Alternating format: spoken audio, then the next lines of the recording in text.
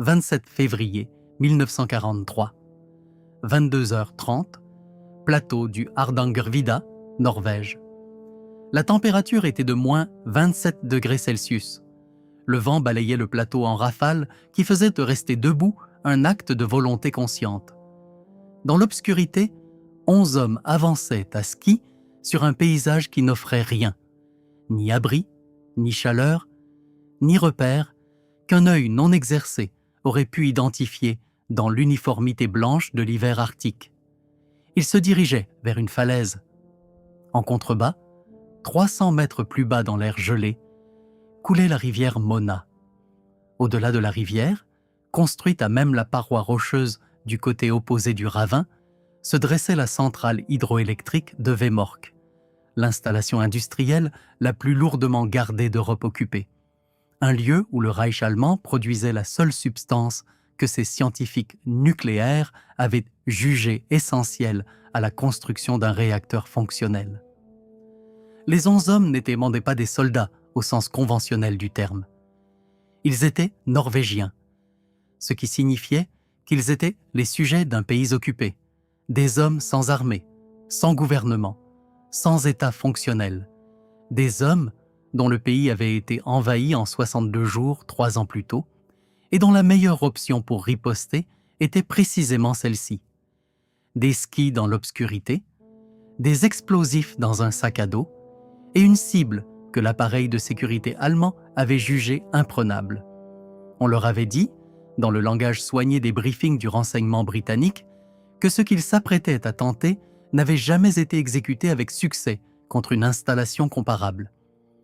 On leur avait également dit, dans un langage considérablement moins soigné, ce qu'il adviendrait du programme nucléaire allemand s'ils échouaient. Ils savaient déjà ce qui était arrivé aux 21 soldats aéroportés britanniques qui avaient essayé et échoué 4 mois plus tôt. Les Allemands ne les avaient pas fait prisonniers. 11 Norvégiens avançaient dans l'obscurité vers une falaise surplombant une rivière gelée. Ce qu'ils accomplirent dans les 3 heures suivantes allait modifier la physique du XXe siècle. La substance produite à Vemork s'appelait eau lourde, et son importance pour le programme nucléaire allemand au début de l'année 1943 était une question que les physiciens des deux camps comprenaient avec précision, et que les commandants militaires des deux camps comprenaient imparfaitement. L'eau lourde, l'oxyde de deutérium, est chimiquement indiscernable de l'eau ordinaire par son apparence et par la plupart de ses propriétés.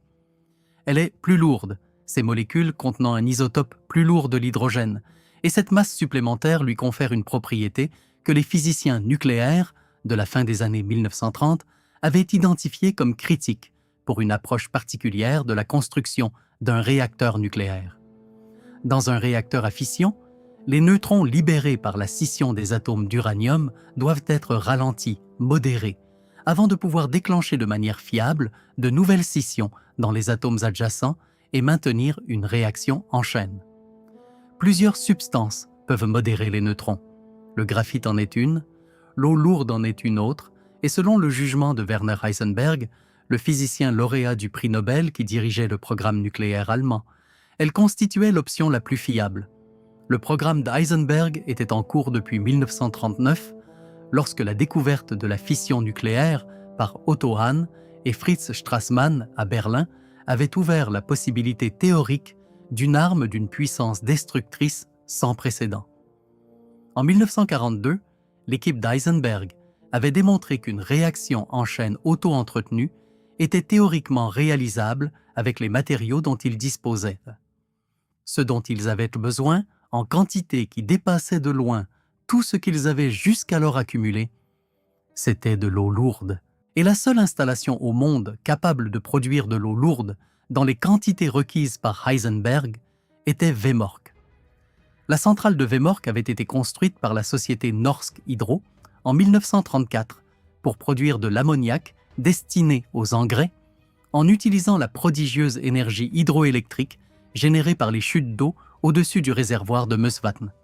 L'eau lourde était un sous-produit du processus d'électrolyse produite en quantité infime que Norsk Hydro avait d'abord considéré comme une curiosité plutôt qu'un produit commercial. En 1939, la centrale produisait environ 12 kg d'eau lourde par mois. En 1940, après que l'Allemagne eut occupé la Norvège et que la Wehrmacht eut installé ses propres gestionnaires à Vemork avec des instructions pour maximiser la production d'eau lourde, la production avait été portée vers les 150 kg par mois qu'exigeait le programme d'Heisenberg. La centrale était perchée sur un rebord rocheux, au-dessus de la vallée de Westfjord, accessible par un unique pont suspendu au-dessus du ravin que les Allemands gardaient avec un contingent permanent de soldats, par un téléphérique sur la paroi de la vallée également gardée, et par le ravin lui-même, qui constituait 300 mètres de roches verticales de chaque côté, couvertes de glace en hiver, et qu'aucun planificateur militaire n'avait sérieusement envisagé comme voie d'infiltration praticable, car aucun planificateur militaire ne s'était placé du point de vue d'un skieur norvégien. L'homme qui changea cette perspective s'appelait Leif Tronstad, et sa contribution à l'opération de Vemork fut si fondamentale que les 11 hommes sur le plateau devaient leurs chances de succès presque entièrement aux informations que seul Tronstad possédait. Tronstad était professeur de chimie inorganique à l'Institut norvégien de technologie de Trondheim et il avait été l'un des principaux scientifiques impliqués dans la conception et la mise en service de la centrale de Vemork au début des années 1930. Il connaissait la disposition intérieure de la centrale avec une précision qu'aucune photographie de reconnaissance aérienne ne pouvait fournir. Il connaissait l'emplacement de la salle de haute concentration où étaient installées les cellules d'eau lourde, la disposition des cellules électrolytiques elles-mêmes, le tracé des tuyaux, le positionnement des systèmes de drainage et les composants spécifiques dont la destruction nécessiterait le plus long délai de remplacement, des mois plutôt que des semaines, si la démolition était effectuée correctement. Il avait fui la Norvège pour la Grande-Bretagne à l'automne 1941, traversant la mer du Nord dans un bateau de pêche, alors que les forces allemandes consolidaient leur occupation et que la Gestapo commençait à traquer systématiquement les scientifiques et intellectuels norvégiens ayant des contacts à l'étranger. À Londres, il s'était mis à la disposition du Special Operations Executive, l'organisation que Churchill avait créée en 1940 pour coordonner le sabotage et la subversion en Europe occupée, et avait passé l'année suivante à fournir à la section norvégienne du SOE des renseignements si précis que les planificateurs britanniques furent finalement convaincus de pouvoir diriger une équipe de démolition vers les positions exactes des cellules à l'intérieur de la centrale de Vemork, sans avoir à chercher, sans avoir à improviser, sans avoir à consacrer le moindre moment irremplaçable de l'opération à autre chose que la pose des charges et le repli. Tronstad dit au planificateur autre chose qui importait énormément. Le ravin était franchissable. Au fond, la rivière Mona en hiver était partiellement gelée, sa surface suffisamment solide par endroits pour qu'un homme puisse la traverser à pied. La paroi rocheuse du côté de la centrale, bien qu'escarpée, présentait une végétation et des formations en saillie qu'un grimpeur habile pouvait utiliser pour remonter jusqu'au niveau de la centrale. Les Allemands n'avaient pensé pas garder l'accès par le ravin parce qu'ils n'avaient pas cru cela possible. Tronstad avait passé suffisamment de temps à Vemork pour savoir que leur évaluation était erronée. Les planificateurs britanniques, qui reçurent les renseignements de Tronstad, élaborèrent leur premier plan opérationnel à l'automne 1942. Et c'était un plan qui privilégiait la rapidité et la force, plutôt que le type de précision que les renseignements disponibles rendaient possible. L'opération Freshman prévoyait de débarquer une force de Royal Engineers, spécialistes en démolition plutôt qu'en guerre de montagne, près du plateau par planeur, de les mettre en contact avec une équipe norvégienne d'avant-garde déjà insérée par parachute, de les guider vers la cible et de les exfiltrer par voie terrestre via la Suède. C'était un plan qui avait du sens sur le papier et qui portait en lui les germes de la catastrophe dans presque chacun de ses éléments. L'équipe norvégienne d'avant-garde, dont le nom de code était Gruz, avait été larguée sur le plateau du Hardangervidda en octobre 1942. Elle était composée de 4 hommes, Jens Anton Poulsson, Arne Kjelstrup, Klaus Hellberg et Knut Haugland. Leur mission était de survivre sur le plateau, de maintenir les communications radio avec Londres, de reconnaître la cible et d'être prêts à guider les planeurs Freshman vers une zone d'atterrissage au lancement de l'opération.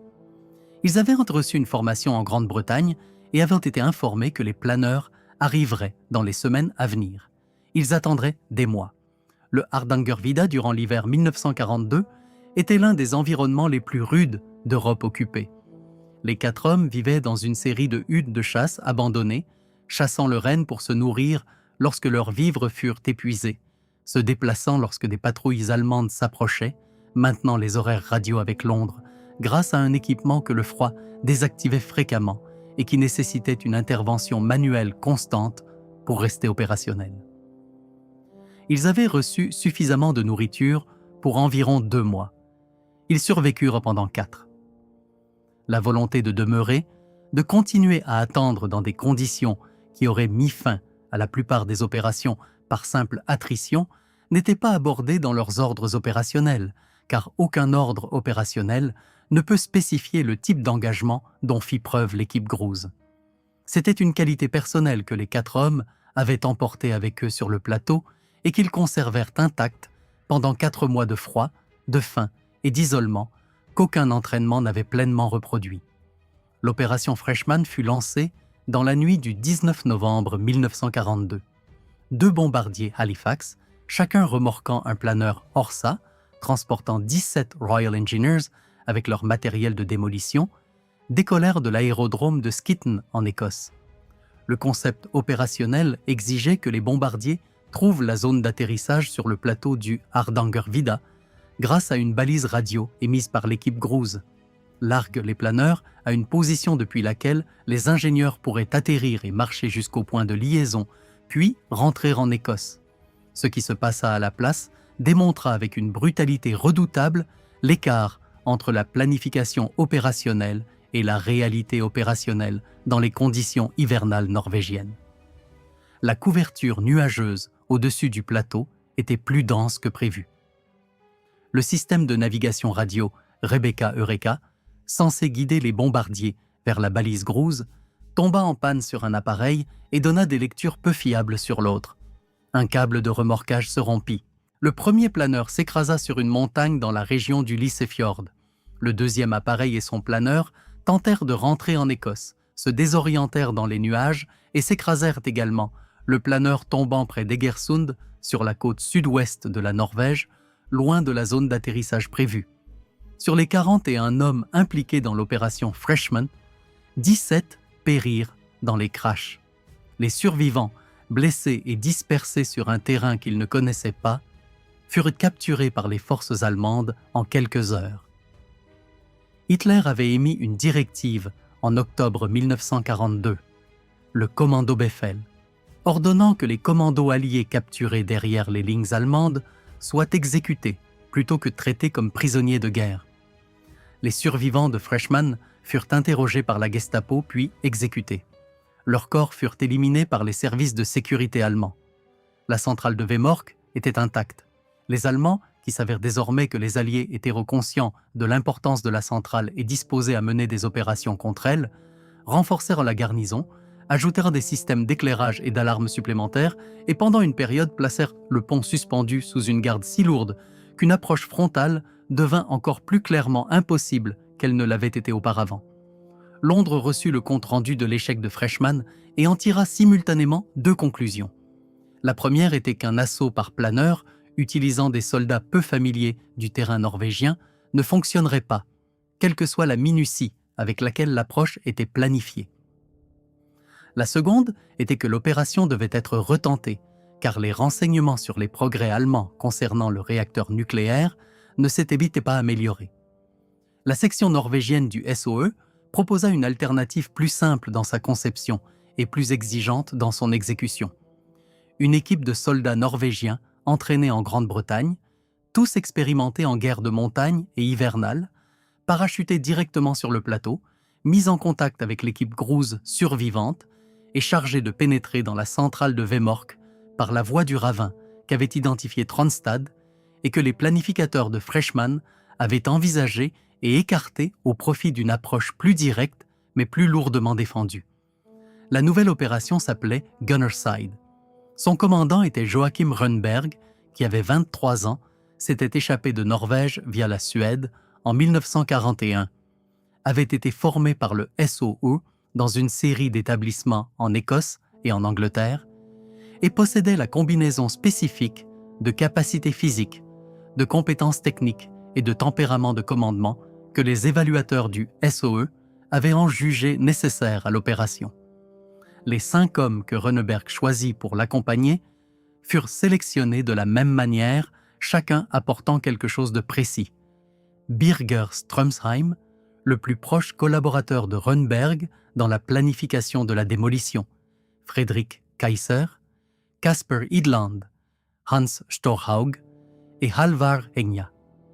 Ils s'entraînèrent ensemble pendant plusieurs mois, répétant la séquence de démolition sur une maquette de la salle de haute concentration que le SOE avait construite en Grande-Bretagne à partir des spécifications de Tronstad, jusqu'à ce que chaque homme puisse trouver les positions des cellules dans l'obscurité, poser correctement les charges, connecter les détonateurs et quitter le bâtiment en moins de 2 minutes.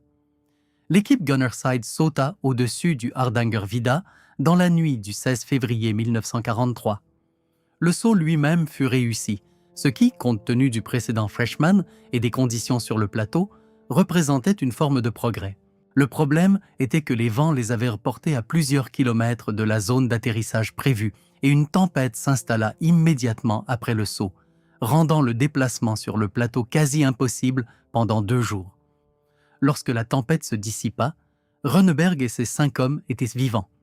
Leur équipement était intact et ils devaient trouver l'équipe Grouse quelque part sur un plateau de 9000 km² de terrain blanc et sans relief.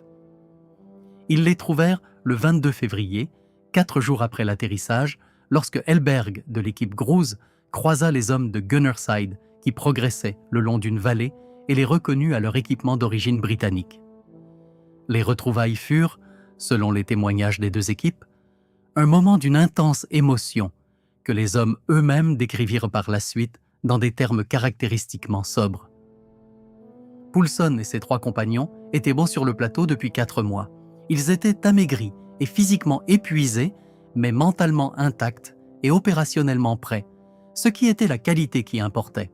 Ils fournirent à l'équipe Gunnerside tout ce qu'ils avaient appris sur les habitudes de patrouille allemandes, les horaires de garde, l'état des voies d'approche et l'état actuel des défenses extérieures de la centrale. Rönnberg assimila ces informations et confirma ce que les renseignements initiaux de Tronstad avaient en suggéré. Le ravin était toujours sans surveillance.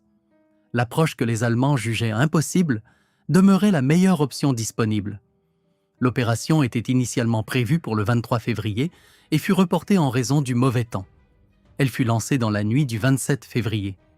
L'équipe descendit du plateau vers le fond de la vallée en 2 groupes avec des rôles assignés. Un groupe de couverture de 4 hommes, comprenant Poulson et Helberg, resterait dans la zone d'approche au-dessus de la centrale pour fournir un appui-feu et couvrir le repli si le groupe de démolition était repéré avant ou pendant l'opération. Le groupe de démolition de 6 hommes, dirigé par Rönnberg avec Strömsheim comme assistant principal, traverserait le ravin, escaladerait la falaise, pénétrerait dans la centrale, poserait les charges et se replierait par la même voie. Le groupe de couverture transportait suffisamment de munitions pour mener une action retardatrice si nécessaire. Rönnberg avait été explicite avec les 2 groupes quant à ce que l'action du groupe de couverture, en cas de réponse allemande, accomplirait et n'accomplirait pas. Elle gagnerait du temps, mais ne permettrait pas de sauvetage. Le groupe de démolition accomplirait la mission, quoi qu'il arrive au groupe de couverture, et le groupe de couverture combattrait, quoi qu'il arrive, au groupe de démolition. Ces instructions ne firent pas l'objet d'une longue discussion, car les hommes qui les reçurent les comprirent sans explication supplémentaire. La descente vers le fond de la vallée prit plusieurs heures. La rivière Mona était partiellement gelée, comme Tronstad l'avait prédit, et la traversée, bien qu'exigeant de la prudence pour trouver la glace solide, fut accomplie sans incident par les 6 hommes du groupe de démolition. La paroi rocheuse de l'autre côté était couverte de glace et prit plus de temps que les estimations d'entraînement ne l'avaient prévu. Mais les prises étaient là comme Tronstad l'avait dit, et vers 23h00, le groupe de démolition avait atteint le niveau de la zone d'accès inférieure de la centrale sans déclencher aucune alarme. Ce qu'ils trouvèrent au périmètre ne correspondait pas à ce que les renseignements avaient décrit. Le portail ferroviaire de l'approche inférieure, qui avait été signalé comme parfois déverrouillé, était verrouillé. Le câble partant de la ligne ferroviaire, qui offrait un chemin d'entrée dissimulé vers le niveau inférieur de la centrale, nécessitait de traverser une zone éclairée près d'un poste de garde. Rønneberg changea l'approche sur le moment, déplaçant l'équipe vers un deuxième point d'entrée, que les briefings de Tronstad avaient identifié comme une option secondaire, un tunnel de conduit de câble qui allait de l'extérieur de la centrale au sous-sol du bâtiment de haute concentration. C'était un passage étroit. Pour s'y engager, il fallait retirer les sacs à dos et les pousser devant soi. Mais il menait directement à la salle qu'il devait atteindre et il contournait chaque position de garde qui se trouvait entre le périmètre et la cible. Rønneberg et Stromsheim passèrent en premier par le conduit. Les autres suivirent. Ils émergèrent dans le sous-sol de la salle de haute concentration et se trouvèrent dans l'espace que la maquette de Tronstad avait reproduit avec une fidélité suffisante pour que les deux hommes reconnaissent immédiatement leur position. La salle contenait 18 cellules électrolytiques disposées en 2 rangées. Les cellules étaient reliées par une série de tuyaux et de collecteurs qui acheminaient le produit d'eau lourde concentré vers les points de collecte en bout de salle. Tronstad avait précisé les raccordements de tuyaux exacts où une charge en forme du type qu'il transportait causerait à la fois la destruction immédiate des cellules et des dommages structurels aux collecteurs qui nécessiteraient le remplacement de composants non disponibles en Norvège et devant être fabriqués en Allemagne, ajoutant des mois au calendrier de remise en état au-delà de ce qu'une simple réparation aurait requis. Rønneberg et Stromsheim travaillèrent en silence. Les charges furent posées avec la précision que des mois de répétition avaient intégrée dans le processus jusqu'à ce qu'il ne nécessite plus aucune décision consciente, seulement de l'exécution. Les mèches étaient des mèches de démolition britanniques standard à 2 minutes. Elles étaient fiables, mais pas à l'infini, et Rønneberg avait spécifié dans son plan opérationnel que si les mèches principales ne parvenaient pas à enflammer les charges avant que l'équipe ne quitte le bâtiment, la mission était terminée et le repli s'engagerait. Il n'avait pas voulu que ces hommes prennent des décisions concernant un retour dans un bâtiment contenant des charges armées. Un ouvrier norvégien se trouvait dans la salle. Il était de nuit, s'acquittant des tâches de surveillance de routine que les cellules nécessitaient tout au long de la nuit, et il avait entendu l'équipe de démolition entrer par le conduit dans les secondes précédant leur apparition. Il ne déclencha pas l'alarme. Que ce soit parce qu'il reconnut immédiatement que les hommes qui sortirent du conduit n'étaient pas allemands, ou parce qu'il comprit ce qu'ils faisaient et choisit le silence, ou simplement parce que le choc de voir des hommes armés surgir d'un conduit de sous-sol n'est pas une expérience qui provoque une réaction rapide chez la plupart des gens, ne peut être déterminé avec précision à partir des témoignages qui subsistent. Rønneberg lui dit calmement, en norvégien, qu'il ne serait pas blessé et devait rester immobile. L'homme posa une seule question. Ses lunettes se trouvaient dans une autre pièce. S'il y avait une explosion, dit-il, il aurait besoin de ses lunettes pour rentrer chez lui. Rønneberg envoya l'un des autres hommes récupérer les lunettes. Les lunettes furent trouvées et rendues. Les charges étaient en place. Les mèches furent allumées vers 23h30. Le groupe de démolition se dirigea vers la sortie. L'explosion fut plus faible que quiconque ne l'avait prévu. La précision du placement des charges, rendue possible par les renseignements de Tronstad, signifiait que les charges détruisirent exactement ce pourquoi elles avaient été conçues, sans déclencher aucun des effets secondaires, incendie, effondrement structurel, rupture de réservoir sous pression, qui aurait produit une détonation plus importante. Les gardes allemands sur le pont suspendu, à 40 mètres de la paroi extérieure du bâtiment, entendirent l'explosion, mais ne purent d'abord pas en identifier la source. Le système d'alarme de la centrale ne se déclencha pas immédiatement, car l'explosion n'avait pas actionné les capteurs positionnés pour les incendies ou les événements structurels majeurs. Le temps que la garnison allemande comprenne qu'une démolition interne avait eu lieu et active la réponse périmétrique complète, le groupe de démolition descendait déjà la paroi rocheuse qu'il avait escaladée 2 heures plus tôt. Le groupe de couverture, qui avait été positionné pour ouvrir le feu si l'alarme avait été donnée avant que le groupe de démolition ne se soit replié, ne tira pas un seul coup de feu. L'opération entière fut exécutée sans qu'une seule balle ne quitte une seule arme. 500 kg d'eau lourde, accumulée, se déversèrent des cellules percées sur le sol du sous-sol et dans le système de drainage de la centrale. 18 cellules électrolytiques furent détruites. Les collecteurs et raccordements de tuyaux qu'avait identifiés Tronstad comme les composants critiques à long délai d'approvisionnement furent sectionnés de manière à nécessiter des pièces de remplacement fabriquées en usine. La production d'eau lourde de l'Allemagne à Vemork avait cessé. Le calendrier pour la relancer, que les ingénieurs allemands évalueraient dans les jours suivants, était d'un minimum de 5 mois. Les 11 hommes se replièrent en 2 groupes. L'équipe Groose se dirigea vers le nord, vers le plateau, et finalement vers la Suède, traversant la frontière à ski, par une voie que Hellberg avait été le premier à reconnaître des mois plus tôt. L'équipe Gunnerside se dirigea dans une direction différente, se séparant encore davantage au fur et à mesure, certains se dirigeant immédiatement vers la Suède, d'autres demeurant en Norvège pour des opérations ultérieures. Rønneberg lui-même skia environ 400 km à travers le plateau jusqu'en Suède au cours des semaines suivantes. Un voyage qu'il accomplit sans être intercepté par des patrouilles allemandes qui cherchaient alors, sur le plateau, avec une intensité reflétant la clarté avec laquelle le commandement allemand comprenait ce qui avait été fait à Vemork. Il atteignit la Suède et finalement la Grande-Bretagne. Les représailles allemandes dans la vallée de Rjukan, en contrebas de Vemork, furent immédiates et sévères, impliquant des arrestations, des interrogatoires et la punition collective de la population locale qui était la réponse allemande habituelle aux opérations de résistance en Norvège. Ils ne trouvèrent pourtant pas les hommes qui avaient agi.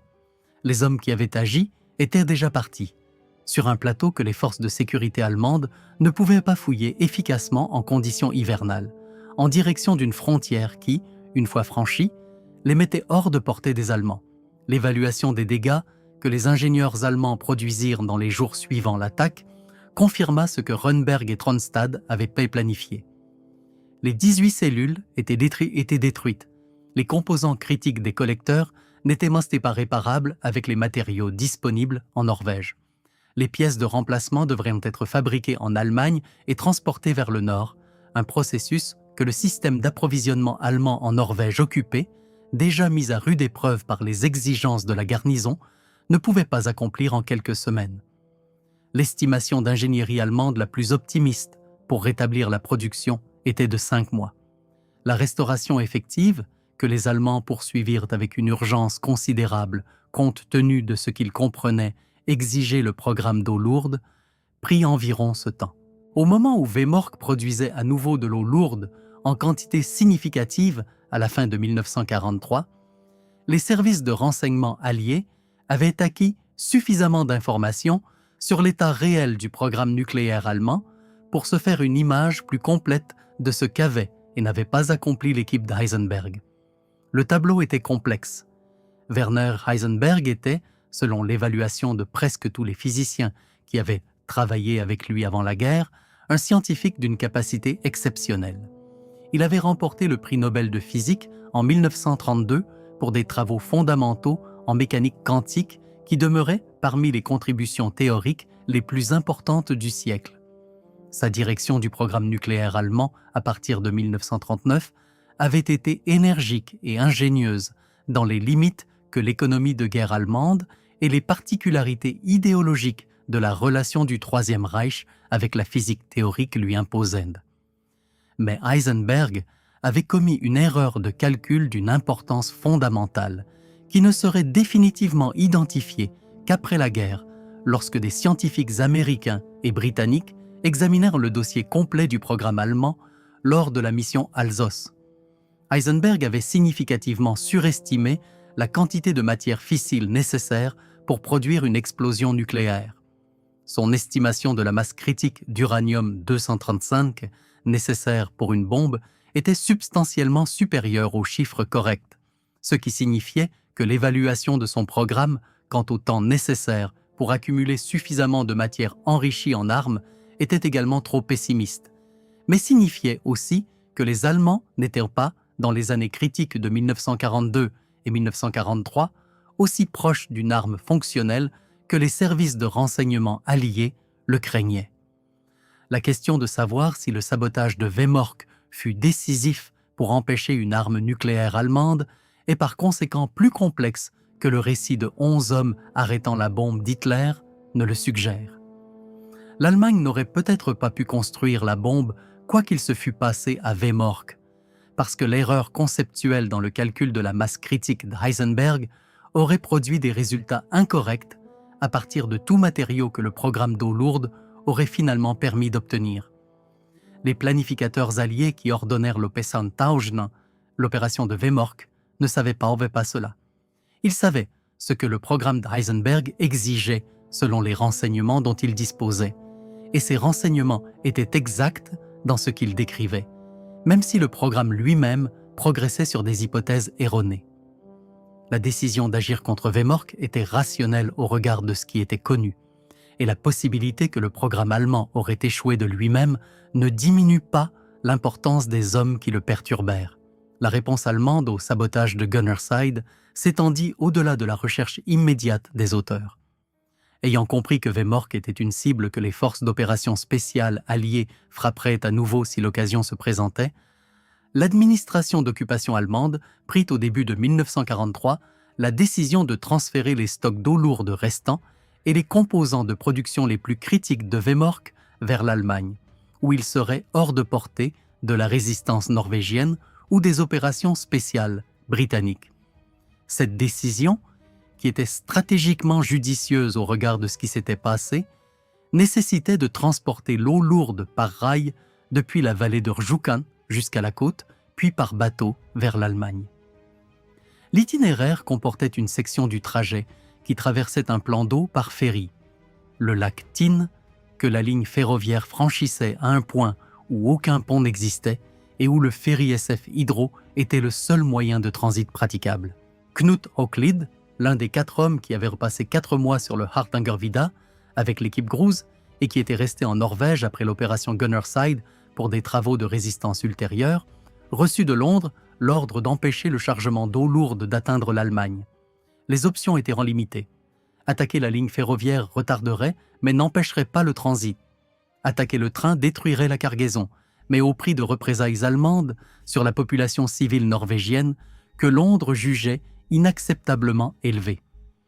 Le ferry était le point d'interdiction logique, mais détruire un ferry sur un lac impliquait d'accepter que des civils norvégiens qui empruntaient le même ferry mourraient.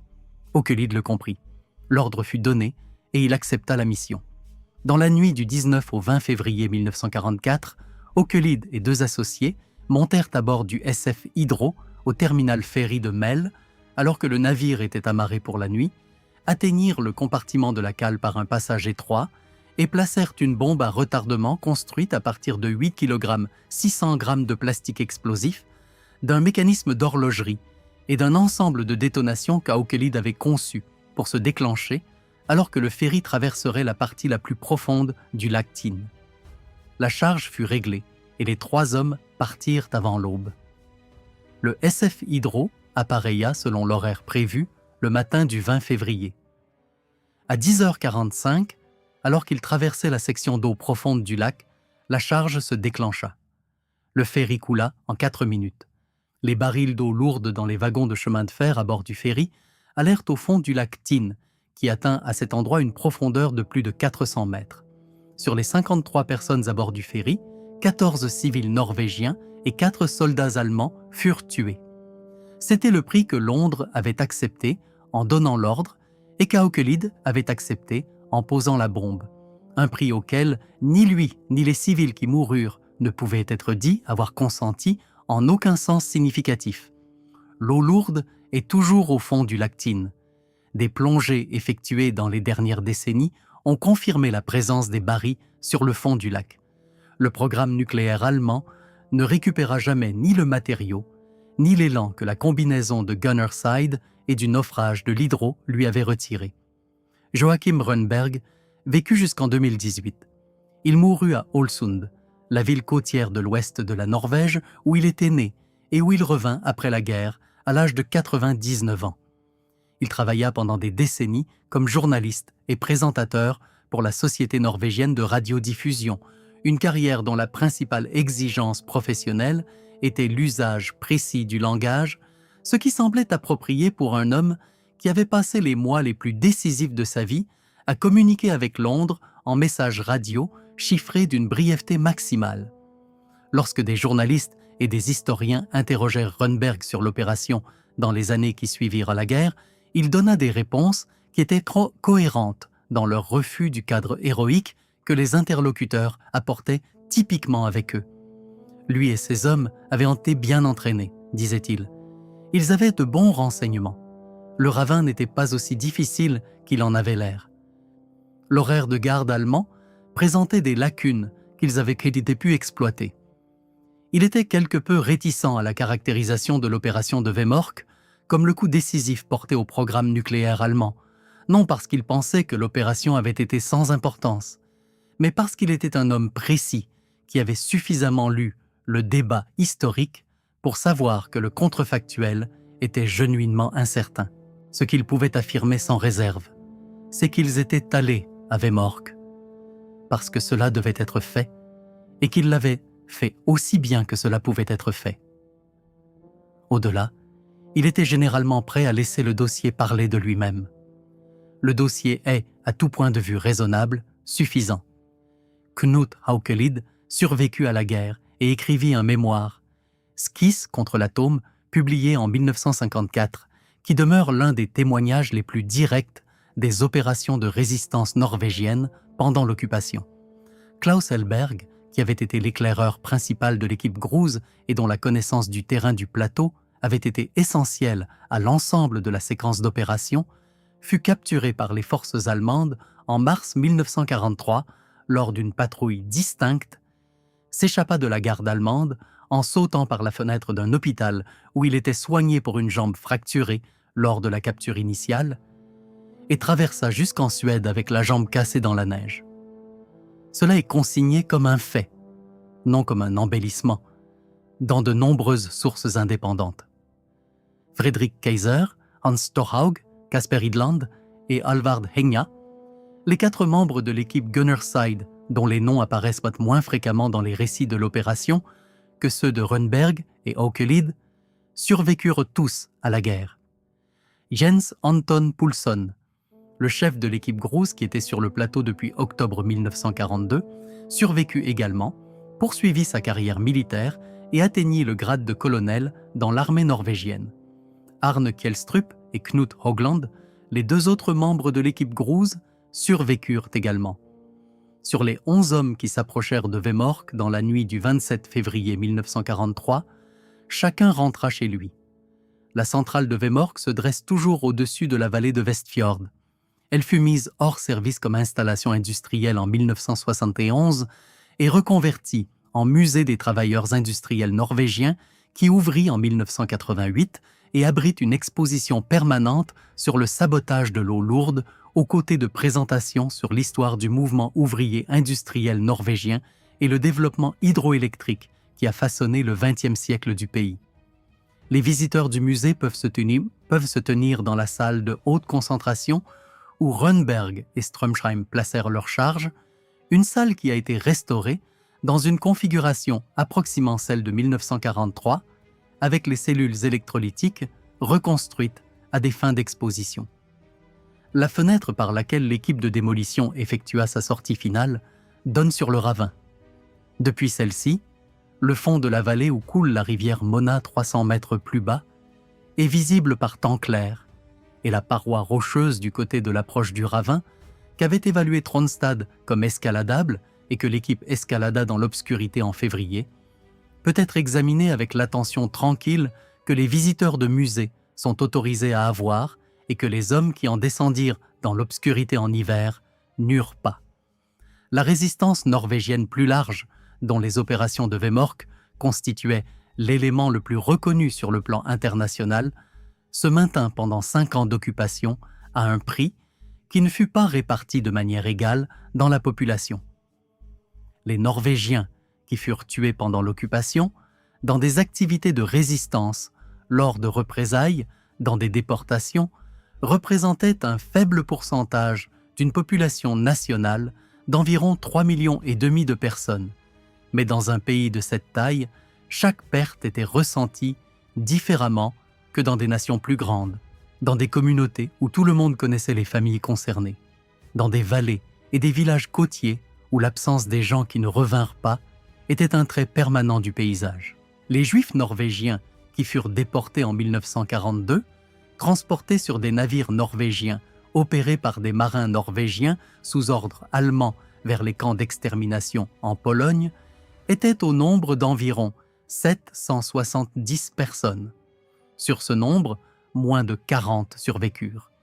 La gestion de cette déportation par le gouvernement norvégien et sa relation à la complicité norvégienne dans l'occupation demeurent des sujets d'examen historique et moral en Norvège, d'une manière que les récits héroïques de Gunnerside et de la résistance du plateau, ne compliquant pas, mais ne simplifient pas non plus.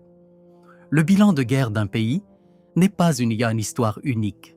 Celui de la Norvège n'est pas une histoire unique. Ce que Gunnerside établit et ce que la séquence plus large, allant de l'insertion de Gruze en octobre 1942 au naufrage de l'Hydro en février 1944, démontra, était quelque chose sur la relation entre les renseignements précis et l'action efficace que le programme d'opération spéciale allié apprenait encore au début de 1943 et qu'il appliquerait à une échelle progressivement plus grande pour le reste de la guerre.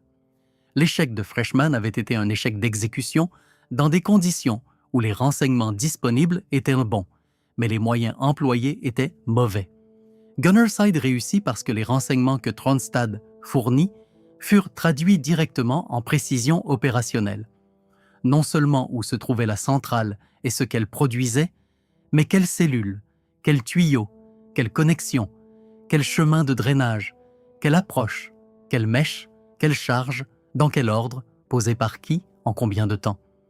La précision n'était pas accessoire au succès. Elle était le succès, l'élément qui permit à 11 hommes, avec une charge explosive limitée et une mèche de 2 minutes, d'accomplir ce qu'une force de 40 et un ingénieur entraîné, avec une capacité explosive beaucoup plus grande, n'avaient pas pu atteindre. La leçon n'était pas que les petites équipes étaient toujours supérieures aux grandes, ou que la connaissance locale l'emportait toujours sur la force militaire conventionnelle, ou l'une quelconque des autres généralisations que les récits de ce type ont tendance à engendrer. La leçon était plus spécifique, que l'adéquation entre les moyens et les renseignements détermine les résultats d'une manière que la force seule ne fait pas, et qu'agir sur des renseignements imprécis avec un maximum de force produit des résultats différents qu'agir sur des renseignements précis avec un minimum de force nécessaire. Heisenberg fut capturé par la mission Alsos en mai 1945, interné à Farm Hall, en Angleterre, avec 9 autres scientifiques nucléaires allemands et soumis à une surveillance clandestine de ses conversations avec ses collègues dans les mois suivant la capitulation de l'Allemagne. Les transcriptions de ces conversations, déclassifiées des décennies plus tard, révèlent des scientifiques cherchant à comprendre pourquoi leur programme avait échoué, ce que les Américains avaient fait différemment et ce que la physique fondamentale de leur propre approche avait réellement impliqué. La discussion d'Heisenberg sur le calcul de la masse critique, enregistrée dans les transcriptions de Farm Hall, est un document que les physiciens ont examiné avec un intérêt considérable au cours des 80 ans qui ont suivi, parce qu'il montre un homme travaillant en temps réel sur un calcul dont il avait auparavant obtenu un résultat erroné. Le caractère précis de son erreur d'avant-guerre, et s'il s'agissait d'une véritable erreur mathématique ou d'une manipulation délibérée des chiffres pour présenter à l'État nazi un programme qui ne pourrait pas réalistement être doté des ressources nécessaires par l'économie de guerre allemande, a été débattu sans résolution. Heisenberg lui-même, dans les années suivantes, suggéra la seconde interprétation, qu'il avait intentionnellement produit des estimations qui empêcheraient l'État nazi de poursuivre la bombe avec les ressources que cela aurait requis. La plupart des physiciens qui ont examiné les preuves sont sceptiques à l'égard de ce récit. L'explication plus simple, qu'Heisenberg commit une erreur qu'un physicien plus attentif ou différemment placé n'aurait peut-être pas commise, correspond aux preuves au moins aussi bien. Ce qui est clair, c'est que le programme allemand, pour quelque combinaison de raisons que ce soit, était plus loin d'une arme fonctionnelle en 1943 que les services de renseignement alliés ne l'estimaient, et que le sabotage de Wehrmacht était dirigé contre une menace qui était réelle dans ses ambitions et incertaine dans sa probabilité de succès au moment où l'opération fut exécutée. Rien de tout cela ne change ce que 11 Norvégiens firent le 27 février 1943. Les renseignements disponibles pour les hommes qui ordonnèrent l'opération indiquaient que ce qu'ils détruisaient avait de l'importance. Tronstad, qui avait siégé dans des salles de briefing britanniques, et dit au planificateur du SOE exactement où poser les charges, savait mieux que presque tout autre être vivant ce que Wehrmacht produisait et ce que cette production signifiait. Il avait consacré les années restantes de sa vie, qui prit fin en 1945 lorsqu'il fut tué lors d'une opération distincte en Norvège, à priver l'Allemagne des ressources que sa propre expertise scientifique avait contribué à créer. Les hommes qui passèrent par le conduit agirent sur ce qui était connu, avec la précision que la connaissance de Tronstad rendait possible, à un risque qui était total, dans des conditions qui exigeaient une forme de compétence que des années d'entraînement avaient y forgée, mais qu'aucun entraînement ne pouvait pleinement mettre à l'épreuve à l'avance. Ils revinrent. Les cellules furent détruites. L'eau lourde se déversa. Quoique le programme nucléaire allemand eût ou n'eût pas accompli avec le matériau que Wehrmacht produisait, il ne disposa pas de ce matériau après la nuit du 27 février 1943. Le bilan de ce que cette absence coûta aux physiciens allemands et de ce qu'elle put coûter à l'issue de la guerre est un calcul que l'histoire n'a pas pu clore avec la finalité que préfèrent les récits épurés. Ce que l'histoire peut clore avec finalité est plus simple. 11 hommes à ski, un ravin que les Allemands laissèrent sans surveillance, un chimiste norvégien à Londres qui connaissait chaque tuyau du bâtiment et une mèche de 2 minutes. Les lumières de la salle de haute concentration restèrent allumées tout au long de l'opération. Les cellules étaient chaudes du courant électrique qui les traversait. Dehors, la température était de moins 27 degrés. Les mèches furent allumées vers 23h30. Rønneberg et Strömsheim quittèrent la salle. L'explosion, lorsqu'elle se produisit, fut suffisamment discrète pour que les gardes sur le pont ne se précipitèrent pas immédiatement. Le temps qu'ils comprennent ce qui s'était passé, la falaise était déjà derrière les hommes qui l'avaient escaladée, la rivière était derrière eux, et le plateau, blanc et sans relief et leur appartenant d'une manière qu'aucune occupation ne pouvait atteindre, était devant eux. Saviez-vous que les gardes sur le pont entendirent l'explosion et ne surent pas ce que c'était? Écrivez Ravin dans les commentaires si cette opération a changé votre façon de penser à ce que la précision signifie réellement en temps de guerre, et dites-nous, si vous aviez été l'un des 4 hommes qui attendaient sur ce plateau pendant 4 mois, à quel moment pensez-vous que vous auriez cessé de croire que la mission était encore à venir? Abonnez-vous si des histoires aussi précises méritent un public plus large. Et ne manquez pas la prochaine vidéo.